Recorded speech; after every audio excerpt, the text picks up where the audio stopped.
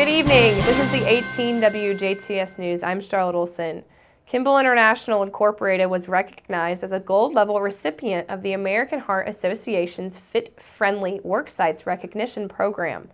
The Fit-Friendly Worksites program is a catalyst for positive change, where worksites throughout the nation can be part of the initiative by making the health and wellness of their employees a priority.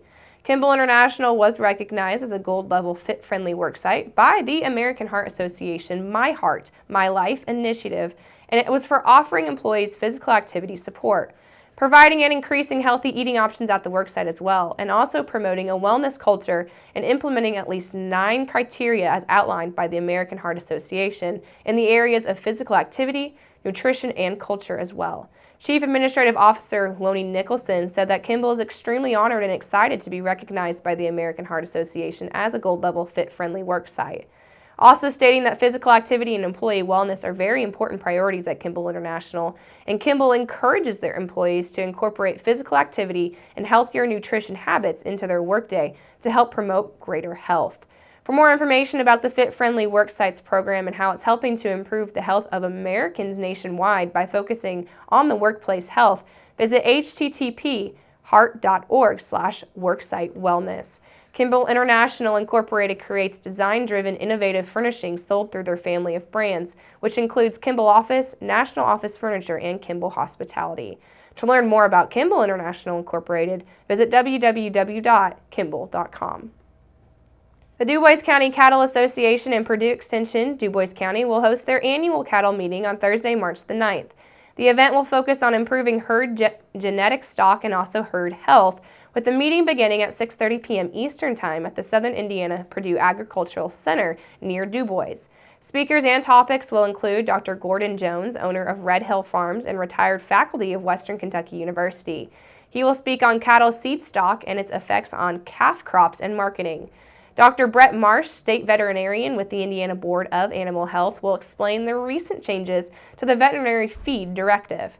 Kenneth Eck, educator for Dubois Extension, Dubois County, will focus on the Dubois County 5-Star Cattle Improvement Plan and how it applies to testing steers, soil, hay, water, and also other species. Representatives from Hudson's John Deere and Old National Bank, sponsors for this year's meeting, will also discuss services available to cattle producers. Reservations to attend are required by February the 24th and should be directed to the Purdue Extension Dubois County office. The number for reservations is 812-482-1782, or you can email dubois@purdue.edu. Lieutenant Governor Suzanne Crouch appeared jointly with Governor Eric J. Holcomb this week as he announced several executive actions and gave a progress report on the first month of their administration. Among the executive orders in the declaration of disaster emergency for the East Chicago Superfund site, the 322 acres in northwest Indiana identified by the U.S. Environmental Protection Agency as having lead poisoning. Lieutenant Governor Crouch applauded the governor's leadership in declaring a disaster emergency and that it will give the state an opportunity to maximize the efficiency and delivery of resources and efforts from local, state, and federal levels. The Lieutenant Governor went on to focus on the outstanding efforts that have already been put forward by several state agencies in response to needs of just over 1,000 affected residents, close to 332 families, but points specifically to the Indiana Housing and Community Development Authority, which is one of the agencies in her family of businesses. This authority has been working closely with the East Chicago Housing Authority, and in August 2016, they provided $100,000 to help offset relocation expenses for the most vulnerable residents. The Housing Authority continues to provide administrative support and financial assistance for the relocation efforts of the residential addition. As part of the executive order, this agency will create and maintain a web page that will provide updates, progress reports, and also information regarding local, state, and federal efforts as a whole. The Indiana House of Representatives passed a bill on Thursday, authored by State Representative Lloyd Arnold, which aims to reduce fatalities related to off-road vehicle accidents. House Bill 1200 would require anyone under the age of 18 to wear a helmet while riding or operating an off-road vehicle, such as an ATV. Our kids have always worn a helmet when they ride, And then doing more investigation to realize that if you were to ride on the road under the age of 18, those children have to wear a helmet. So it just makes sense. It'll highly educate, parents and young kids about the safety requirements they need while they're riding off-road vehicles. Educate the kids and reduce fatalities. We have a lot of fatalities across the entire state for kids under age 18, and we have adults also. So the more we talk about helmet safety and everything else, hopefully it'll decrease the amount of fatalities we have.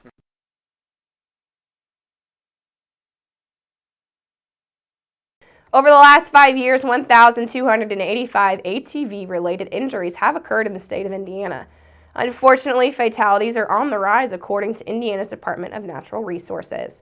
In 2016, there were 21 deaths resulting from off-road vehicle accidents. That number is up from 16 the year before and 13 in 2014. Currently, Indiana's state parks and facilities require ATV riders, regardless of age, to wear helmets. That requirement, however, does not extend to private property. The bill will go to Senate for further consideration. Earlier today, the demolition at the Jasper Cabinets Company began to make way for the River Center project. Here is news reporter Joy Holt with the story. Demolition work at the site of the former Jasper Cabinet building kicked off this morning with a ceremony put together by Jasper City officials. The $30 million mixed-use development in downtown Jasper, named River Center, is a project more than a decade in the making. The demolition will lay the groundwork to the first steps in redeveloping the downtown riverfront property into 36,000 square feet of retail and office space with parking, along with 75 market-rate apartments and an 80-room hotel through a partnership with Indianapolis-based General Hotels Corporation. In attendance was Jane Hendrickson with Boxer Girl Real Estate Development, an Indianapolis-based company heading the River Center project. Hendrickson shares how she came to be involved with the project and what the plans are for reincorporating some of the existing building. This project was available, looked at it and thought, what a location. So over the last 2 years, we've been putting a plan together, which hopefully today is the kickoff of River Center. Completely exclusive to Jasper, and it's going to be mixed use with market rate loft apartments. Really cool because we're keeping the main part of that structure. Retail and office on the bottom. Parking provided through the ground leases with the city, and then a new 80-room hotel will be built here east of the site. Jane Hendrickson has over 20 years of experience in single and multiple family home developments and is the principal of Boxer Girl LLC, a development firm that serves smaller communities in Indiana. The River Center project is the result of a development agreement with Boxer Girl to use $13 million in economic revenue bonds for 6 public use projects, with the extension of 2nd Street, Patoka Steps next to the river on the north side, an extension of the River Walk on the north side, railroad improvements, cleaning out the Patoka River, and building IHCDA-approved parking lots on the flood mitigation area. Andy Sager, the president of the Jasper Redevelopment Commission, illustrated how private and public investments were paired to bring this project to fruition. We were part of the public-private partnership that Jane, Boxer Girl, kind of described to make this project a reality. And anytime we have this type of private investment coming into Jasper, I think all of us get excited. And so we just try to do everything we could from a city standpoint, I think, to try and help the private investors and make this a reality. And I think she said it right. It's really a great example of a big group of folks coming together, and we're really excited about what's to come here on the river. Jasper Mayor Terry Seitz stated that in addition to the investment of Boxer Girl, the River Center project has also involved everyone from local and state legislators to the Indiana Housing and Community Authority, along with the Indiana Economic Development Corporation, the Indiana DNR and Environmental Management, to the U.S. Army Corps of Engineers, and virtually every city department and board, citing it as truly a team effort for a capstone project.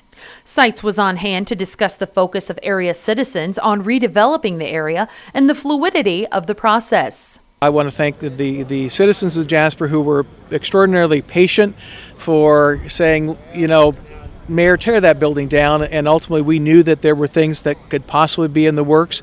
What I learned very early on in my first 3 months as mayor is that having all the amenities that we have, the depot, the Spirit of Jasper, the mill, the Riverwalk, it meant nothing when they would say, well, Mayor, what are your plans for this area? And it's like, well, we got all this. It's planned. They said, no, Mayor, what are the plans for your old buildings in town? It's like, you know what? We looked at our comprehensive plan. It said reinvest in the downtown. We did a little more planning and ultimately have had and engaged a method of doing this. The Tax Increment Finance District, we work with state lawmakers to change a state law which was passed unanimously by both houses and signed by the governor to help this property because of its location along the river. And then ultimately we had Jane Hendrickson who literally said, you know, I'm interested, Mayor. And from day one, there was never any doubt in her mind.